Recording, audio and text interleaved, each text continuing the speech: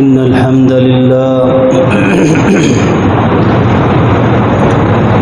الحمد لله نحمده ونستعينه ونستغفره ونؤمن به ونتوكل عليه ونعوذ بالله من شرور أنفسنا ومن سيئات أعمالنا من يهده الله فلا مضل له ومن يضلله فلا هادي له وأشهد أن لا إله إلا الله وحده لا شريك له وأشهد أن محمدًا عبده ورسوله أما بعد فإن خير الحديث كتاب الله وخير الهدي هدي محمد صلى الله عليه وسلم وشر الأمور محدثاتها وكل محدثة بدعة وكل بدعة ضلالة وكل ضلالة في النار إن الله وملائكته يصلون على النبي يا أيها الذين آمنوا صلوا عليه وسلموا تسليما اللهم صل على محمد وعلى آل محمد كما صليت على إبراهيم وعلى آل إبراهيم إنك حميد مجيد اللهم بارك على محمد وعلى آل محمد كما باركت على إبراهيم وعلى آل إبراهيم إنك حميد مجيد رب اشرح لي صدري ويسر لي أمري واحلل عقدة من لساني يفقه قولي رب اعوذ بك من همزات الشياطين واعوذ بك رب ان يحضرون فاعوذ بالله من الشيطان الرجيم بسم الله الرحمن الرحيم اعلموا انما الحياة الدنيا لعب ولهو وزينة وتفاخر بينكم وتكاثر في الأموال والأولاد كمثل غيث أعجب الكفار نباته ثم يهيج فتراه مصفرا ثم يكون حطاما وفي الآخرة عذاب شديد ومغفرة من الله ورضوان وما الحياة الدنيا إلا متاع الغرور۔ ہر قسم کی حمد و ثنا، کبریائی، بڑائی اللہ ذوالجلال والاکرام کے لیے ہے، جو تمام کائنات کا خالق، مالک، رازق ہے، قادر ہے، مشکل کشا ہے۔ وہی ہمیشہ سے تھا، ہمیشہ رہے گا۔ اللہ تبارک و تعالیٰ کی جو صفات ہیں، اس صفات میں، اس کی اسماء میں، اس کے افعال میں، اس کے افعال کے تقاضوں میں کوئی بھی شریک نہیں۔ وہ وحدہ لا شریک ہے، وہ لم یلد ہے، ولم یولد ہے، ولم یزل ہے، لا یزال ہے۔ بے شمار درود و سلام و حضرت محمد صلی اللہ علیہ وسلم کے ذات گرامی پر بے شمار رحمتیں ہوں، صحابہ اکرام، تابعین نظام، تبع تابعین، محدثین، مفسرین، فقہائے اسلام، جنہوں نے اپنی زندگیاں اسلام کے مطابق وقف کر دیں، جزاہم اللہ خیرا۔ حضرات گرامی، میں نے آپ کے سامنے سورہ الحدید کی ایک آیت کریمہ تلاوت کی ہے۔ یہی موضوع قرآن مجید کی مختلف صورتوں کے اندر بیان ہوا ہے کہ دنیا ہمیشہ رہنے والی نہیں ہے۔ یہی سورہ کاف کے اندر، سورہ یونس کے اندر، سورہ الحدید کے اندر بیشتر مقامات پر یہی موضوع اسی عنوان کے ساتھ اللہ ذوالجلال والاکرام نے اپنے ایمان والوں سے مخاطب ہو کے فرمایا، اعلموا، ایمان والو جان لو۔ میرا رب مخاطب ہے، ایمان والوں سے ایک بات سمجھا رہے ہیں، یہ جان لو، یہ حقیقت ہے، یہ حقیقت جان لو۔ وہ حقیقت کیا ہے؟ انما حصر لگایا ہے کہ اس کے علاوہ کوئی دوسری بات نہیں ہے۔ دنیا کی زندگی، ایک نقشہ بیان کیا ہے کہ دنیا کی زندگی کا نقشہ کیا ہے۔ یہی ایک آیت کریمہ اگر ہم اس پہ غور و فکر کریں، اس کا فہم حاصل کریں تو ہماری زندگیاں تبدیل ہو سکتی ہیں۔ فرمایا دنیا کی زندگی کھیل تماشا ہے، کھیل اور تماشا ہے۔ وَزِینَةٌ، زینت کا، آسائش کا، خوبصورتی کا سامان ہے یہ۔ وَتَفَاخُرٌ بَيْنَكُمْ، آپس میں فخر کیا جاتا ہے، اولاد میں، مناصب میں، عہدوں میں، مال میں، یہ آپس میں فخر کیا جاتا ہے۔ وَتَكَاثُرٌ فِي الْأَمْوَالِ، مال میں کثرت سے ایک دوسروں سے بیان کیا جاتا ہے، تمہارے پاس اتنا مال ہے تو میرے پاس اتنا مال ہے۔ والأولاد، اولاد کے حوالے سے بھی بیان کیا ہے کہ اس میں بھی ایک دوسرے سے مقابلہ کیا جاتا ہے۔ فرمایا کہ دنیا کی زندگی مثال کیسے ہے؟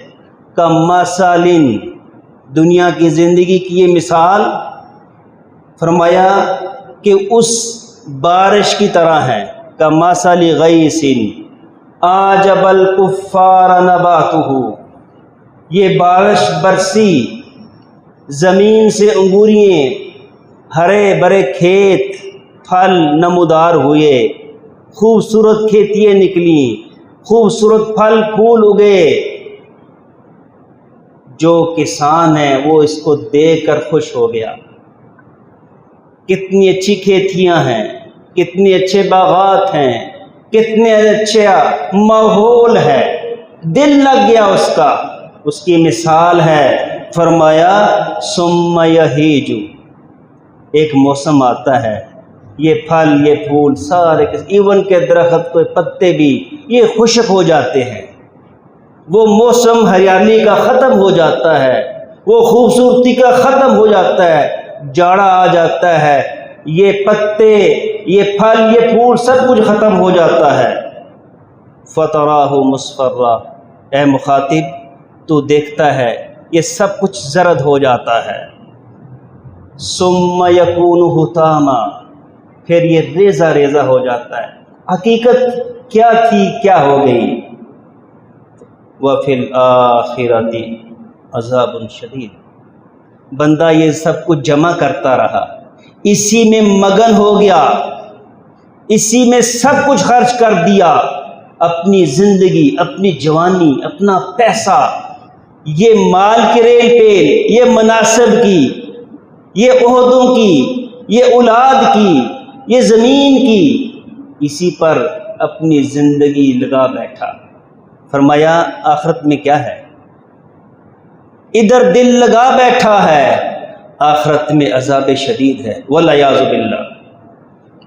ومغفرۃ من اللہ ورضوان، کچھ گروہ ایسے بھی ہیں جنہوں نے اس میں وہ دل نہیں لگایا، ان کے دل اللہ کے ذکر کے ساتھ منور تھے، دنیا کی حقیقت کو جانتے تھے۔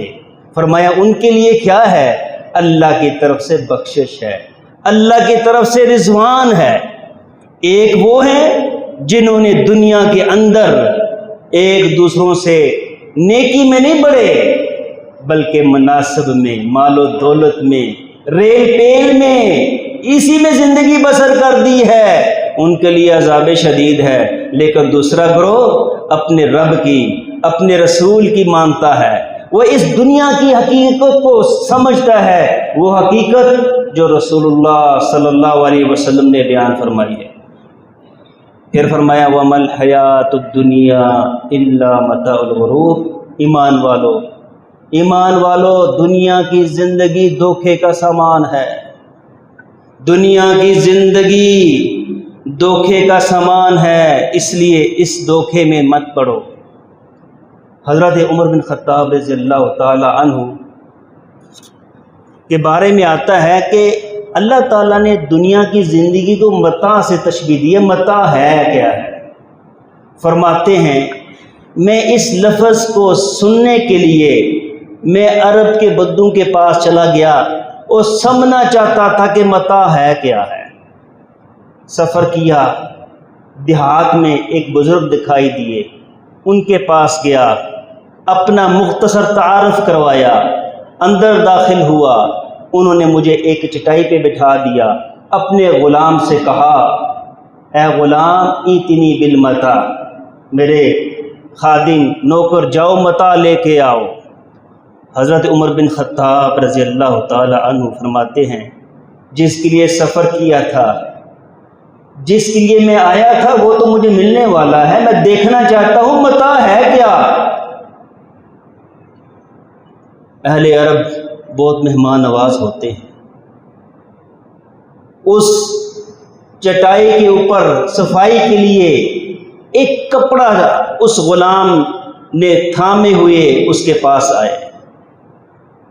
عمر بن خطاب وہ کپڑا دیکھ کر حیران رہ گئے، یہ متاع ہے۔ اور متاع جس کو ہم صافی بولتے ہیں، جو پھٹا ہوتا ہے، پرانا ہوتا ہے، جس کی کوئی قدر و قیمت نہیں میرے بھائی، جس کو اگر ضائع ہو جائے تو کوئی انسان کو نقصان نہیں ہوتا۔ حضرت عمر رضی اللہ تعالیٰ عنہ دل میں ٹھان لی کہ یہ ہے دنیا کی زندگی، یہ ہے وہ متاع، یہ ہے وہ سیدھا کپڑا۔ جو خاطر تواضع کرنی تھی وہ کی۔ اس کے بعد وہ پوچھتے ہیں آپ کس لیے تشریف لائے تھے؟ انہوں نے کہا میں جس کے لیے آیا تھا اس کا مقصد مجھے مل گیا، میں جاننا چاہتا تھا کہ متاع کا معنی کیا ہے، اب مجھے معلوم ہو گیا کہ متاع کا معنی یہ ہے۔ رسول اللہ صلی اللہ علیہ وسلم نے فرمایا الدنیا متاع، دنیا کی زندگی ایک متاع ہے جس میں آج ہم اپنی عمریں، اپنی جوانییں، اپنا مال، اپنا وقت، اپنی اولاد سب کچھ صرف کیے جا رہے ہیں۔ فرمایا وَخَيْرُ مَتَاعِهَا الْمَرْأَةُ الصَّالِحَةُ، فرمایا اس ساز و سامان میں سے اگر کوئی چیز بہتر ہے وہ نیک سیرت عورت ہے۔ رسول اللہ صلی اللہ علیہ وسلم اپنے صحابہ کے ساتھ ایک بازار سے گزر رہے تھے، وہاں پر ایک عیبدار بکری مردہ پڑی ہوئی تھی۔ رسول اللہ صلی اللہ علیہ وسلم نے چھوٹے کانوں والی وہ بکری اس کو کانوں سے پکڑ لیا، فرمایا ایکم یشتری ھذا بدرہم، میرے صحابہ اس بکری کو 1 درہم کے بدلے میں کون خریدے گا؟ صحابہ اکرام نے کہا اللہ کے رسول اگر یہ زندہ ہوتی تو پھر بھی اس کے خریدنے میں تأمل ہوتا، اللہ کے رسول یہ تو مر چکی ہے، اللہ کے رسول اس کو کوئی نہیں خریدے گا۔ اللہ کے رسول صلی اللہ علیہ وسلم نے کیا فرمایا؟ واللہ للدنیا احون عند اللہ من ھذہ الشاہ، اللہ کی قسم باخدا اللہ کی نظر میں یہ دنیا کی قدر و قیمت اس سے بھی حقیر ہے۔ یہ حدیث رسول اللہ صلی اللہ علیہ وسلم نے بیان فرمائی ہے، اس کی قدر و قیمت جانی ہے۔ آئیے رسول اللہ صلی اللہ علیہ وسلم کے دیگر فرامین کی روشنی میں ہم ان کو سمجھتے ہیں۔ فرمایا اس کی قدر و قیمت ہے نہیں ہے۔ اور ایک حدیث کے اندر رسول اللہ صلی اللہ علیہ وسلم نے فرمایا اگر جنت میں آپ کو ایک کوڑے کی جگہ مل جائے، کہ جو کوڑا ہوتا ہے اس کوڑے کی جگہ کتنی ہوگی؟ 2 فٹ ہوگی، 3 فٹ ہوگی۔ فرمایا ان موضع صوت فی الجنت خیر من الدنیا وما فیہا، جنت میں اس 2 فٹ کی جگہ دنیا اور دنیا میں جو کچھ ہے اس سے بہتر ہے۔ میرے بھائی، میں نے اور آپ نے اس جنت کے حصول کے لیے کیا کیا ہے؟ جس کے بارے میں رسول اللہ صلی اللہ علیہ وسلم یہ فرما رہے ہیں یہ کوڑے کی جگہ اتنی قیمتی ہے جنت میں کہ دنیا اور دنیا میں جو کچھ ہے یہ سارے کے سارے یہ دنیا کے فائدے اس میں رکھ دیے جائیں اس 2 فٹ کی جگہ کے برابر بھی نہیں ہے۔ ایک اور حدیث میں رسول اللہ صلی اللہ علیہ وسلم فرما رہے ہیں لو کانت الدنیا تعدل عند اللہ جناح بعوضۃ، میرے بھائی اللہ کے رسول صلی اللہ علیہ وسلم فرما رہے ہیں اگر دنیا اللہ کے نزدیک یہ برابر ہوتی جناح بعوضہ، مچھر کے پر کے برابر، سنن ترمذی کی روایت ہے، مچھر کے پر کی قیمت کیا ہے؟ کچھ بھی نہیں۔ فرمایا اگر اس کی زندگی، اس کی قدر و قیمت اتنی ہوتی جتنی مچھر کا پر ہے، ما سقا کافرن منہا شربۃ ماء، فرمایا اللہ تعالیٰ کافر کو دنیا کی زندگی میں پانی کا گھونٹ بھی نہ دیتا، چونکہ اس کی زندگی کی اہمیت ہی نہیں اللہ کے ہاں، تو کافر اس میں عیاشی کر رہا ہے۔ اب اس کے اندر ہر چیز اس کے پاس ہے، اس لیے رسول اللہ صلی اللہ علیہ وسلم فرمایا الدنیا جنت الکافر وسجن المؤمن، دنیا کافر کی جنت ہے اور ایمان والے کے لیے قید خانہ ہے۔ کیوں؟ ایمان والا تو اس کلمے کے دائرے کے اندر لا الہ الا اللہ محمد الرسول اللہ، یہ کرنا ہے، یہ نہیں کرنا، یہ کھانا ہے، یہ نہیں کھانا، یہ پینا ہے، یہ نہیں پینا، ایسا کرنا ہے، ایسا نہیں کرنا، اس کے اندر باؤنڈریز ہیں۔ لیکن جو کافر ہے، جو ضمیر کے اندر آیا، جو دل کے اندر آیا، وہ کر گزرتا ہے، وہ کر گزرتا ہے۔ لیکن مومن کی زندگی وہ دیکھتا ہے کہ میرا رب کیا کہتا ہے، میرا رسول کیا کہتا ہے۔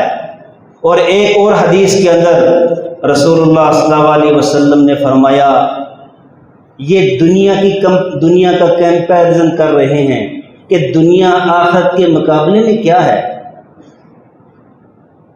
فرمایا مد دنیا فی الآخرۃ، آخرت کے مقابلے میں دنیا نہیں ہے الا کما یجعل احدکم اصبعہ ہذہ فی الیم فلینظر بما یرجع، اگر کوئی شخص اپنی یہ چھوٹی انگلی، یہ چھوٹی ہاتھ کی چھوٹی انگلی یہ سمندر کے اندر ڈالتا ہے، ڈالنے کے بعد جو پانی اس کے ساتھ لگتا ہے، فرمایا یہ دنیا کی زندگی ہے، یہ دنیا کا فائدہ ہے، اور وہ سمندر وہ آخرت کا فائدہ ہے۔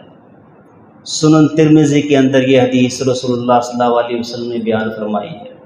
ایک اور حدیث کے اندر رسول اللہ صلی اللہ علیہ وسلم فرماتے ہیں الدنیا ملعون وملعون ما فیہا، دنیا اور دنیا کے اندر جو کچھ ہے وہ ملعون ہے، اللہ کی رحمت سے دور ہے۔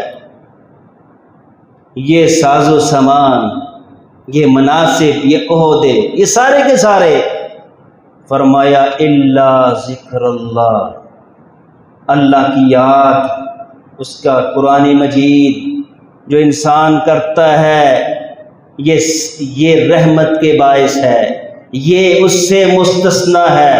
وما والہ، اور جو دین والے ہیں، او عالم و متعلمین، یا قرآن کو سیکھنے والے ہیں یا قرآن کو سکھانے والے ہیں، اس کے علاوہ دنیا کی ساری نعمتیں وہ ملعون ہے، وہ رحمت سے دور ہیں۔ ایک اور حدیث کے اندر فرمایا رسول اللہ صلی اللہ علیہ وسلم نے، فرمایا دنیا میں انسان کیسے آیا ہے؟ فرمایا وہ ایک مسافر ہے، ایک مسافر ہے جو سفر کرتے کرتے راستے میں تھک گیا، کہتا ہے کچھ دیر میں آرام کر لوں، کچھ دیر آرام کر لوں، سواری کو میں آرام پہنچا دوں، کھانا پینا کر لوں، دیگر ضروریات پوری کر لوں۔ وہ اپنی سواری کو سے اترتا ہے، اس کو باندھ دیتا ہے، نہاتا ہے، کھاتا پیتا ہے، پھر اس کے بعد اس کو یہ زندگی اچھی لگتی ہے، اسی کے اندر وہ گھر بنانا شروع کر دیتا ہے، وہ محلات بنانا شروع کر دیتا ہے، ایک بناتا ہے، دوسرا بناتا ہے، تیسرا بناتا ہے، اب بھی حالت سفر میں ہے، اب بھی منزل مقصود تک نہیں پہنچا، لیکن راستے کے دوران میں وہ تو استراحت کے لیے آیا تھا، کچھ دیر کے لیے آیا تھا، وقت تھا، تھوڑا وقت تھا، لیکن اس نے اسی کو مقصد سمجھ لیا، یہیں کا ہو کے رہ گیا۔ اللہ رب العالمین فرماتے ہیں بل تؤثرون الحیات الدنیا والآخرۃ خیر وابقی، ایمان والو تم دنیا کی زندگی کو ترجیح دیتے ہو۔ اللہ تعالیٰ جانتا ہے، یہ ساری احادیث سامنے ہیں، قرآن مجید کی آیات ہمارے سامنے ہیں، بل تؤثرون الحیات الدنیا، دنیا کی زندگی کو ترجیح دیتے ہو، والآخرۃ خیر وابقی، آخرت کی زندگی خیر ہے، وہ بہتر ہے، وہ باقی رہنے والی ہے۔ لیکن اس کے باوجود ہم نے دنیا کے لیے کیا تیاری کی ہے؟ وہ مسافر جس نے اپنا سفر طے کرنا تھا، کچھ دیر کے لیے رکا تھا، آج وہ اس کو آپ بتا سکتے ہیں اس کی عمر 60 سال ہے، 70 سال ہے۔ ایک واقعہ آتا ہے حضرت نوح علیہ السلام، اس نے اپنے پیغمبر سے شکایت کی، اور شکایت یہ کی کہ میرا بیٹا کوئی 400 سال کے اندر فوت ہو جاتا ہے، کوئی 600 سال کے اندر فوت ہو جاتا ہے، اے نبی اللہ عمر بہت کم ہے، دعا کیجئے کہ عمر زیادہ ہو۔ حضرت نوح علیہ السلام نے فرمایا تم 200 400 600 سال کو کہتے ہو یہ عمر کم ہے، ایک نبی آئے گا، اس نبی کی امتوں کی جو عمر ہوگی ما بین 60 الی 70، اس کی عمر 60 سے 70 سال ہوگی۔ وہ بڑھیا تعجب سے یہ سننے لگی اور کہنے لگی اے اللہ کے نبی، کیا وہ گھر بنائیں گے؟ دنیا کے اندر 60 سال رہنا ہے؟ فرمایا اللہ کے نبی نوح علیہ السلام نے فرمایا کہ وہ تم سے زیادہ دین کو چھوڑ کر دنیا کے اندر وہ پیوست ہو جائیں گے۔ اس عورت نے توبہ طائب کی اور اللہ کے نبی سے کہا اللہ کے نبی پھر ان کے لیے برکت کی دعا کیجیے، سعادت کی دعا کیجیے۔ میرے بھائیوں، دنیا کا یہ جو ہم یہ کہہ رہے ہیں، اس کا یہ مطلب یہ ہے ہرگز نہیں کہ دنیا کی چیزیں چھوڑ دیں، نعمتیں نہ لیں، گھر نہ بنائیں۔ میرے بھائیوں، ساری چیزیں حلال کی جا سکتی ہیں، لیکن آپ کی نظر، آپ کی سوچ، آپ کی فکر اس آخرت کی زندگی سے دور نہ جائے۔ یہ نہیں کہ آپ اچھا کھائے نہ، اچھا پیے نہ، اچھی رہائش نہ رکھیں، سب کچھ کریں، لیکن نبی کی زندگی دیکھیے۔ اللہ کے رسول صلی اللہ علیہ وسلم ایک مرتبہ چرپائی پہ لیٹے تھے، اور جب اٹھے تو آپ کے جسم اطہر پر وہ بان کے نشانات تھے، نشانات تھے حضرت عمر بن خطاب رضی اللہ تعالیٰ عنہ، جن کو اپنے نبی سے اپنی جان سے زیادہ عقیدت و محبت تھی، ان سے برداشت نہ ہوا۔